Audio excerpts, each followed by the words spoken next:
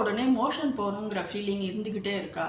எதை சாப்பிடணுன்னாலே உங்களுக்கு பயமாக இருக்கா? சாப்பிட்ட உடனே ஓடணும்னு தோணுதா பாத்ரூமுக்கு? இந்த மாதிரி சிம்டம்ஸ்லாம் ஐபிஎஸ்ங்கிற நோயோட அறிகுறிங்க. ஐபிஎஸ்னால் என்னென்னா இரிட்டபிள் பவல் சிண்ட்ரோம். அப்படின்னா என்னென்னா நம்ம பெருங்குடல் அது வந்து வீக்னஸாக இருக்குது, அதோட டைஜஷன் தன்மை வந்து கம்மியாக இருக்குன்னு அர்த்தம். அதை இம்ப்ரூவ் பண்ணணும்னா என்ன பண்ணணும்னு கேட்டால் இந்த ரெண்டு டிப்ஸு தாங்க.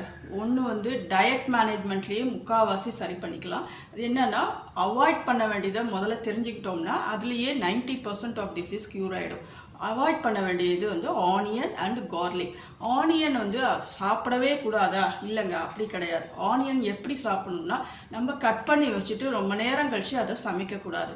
அதை வந்து இம்மீடியட்டாக நம்ம கன்சியூம் பண்ணிடணும். கட் பண்ணி வச்சு ரொம்ப நேரம் கழிச்சு சமைக்கிறப்ப அதில் இன்ஃபெக்ஷன் ஸ்ப்ரெட் ஆகிடும். அது குடலில் பரவி திரும்ப வந்து நம்மளுக்கு இந்த ஐபிஎஸ் சிம்டம்ஸை வந்து இன்க்ரீஸ் பண்ணி விட்டுரும். அதனால் அதை அவாய்ட் பண்ணிக்கணும். அதே தாங்க கார்லிக்கும் அதே மாதிரி தான் பண்ணணும். இந்த ரெண்டையும் அவாய்ட் பண்ணாலே 90% ஆஃப் சிம்டம்ஸ் சப்சைட் ஆகும். இந்த ஐபிஎஸ் டிசீஸை வந்து நம்ம ஆரம்பத்திலேயே சரி பண்ணிக்கலன்னா இது பைல்ஸ்லேயோ ஃபிஷர்லேயோ ஃபிஸ்டுலாலேயோ கொண்டு போய் விட்டுரும்.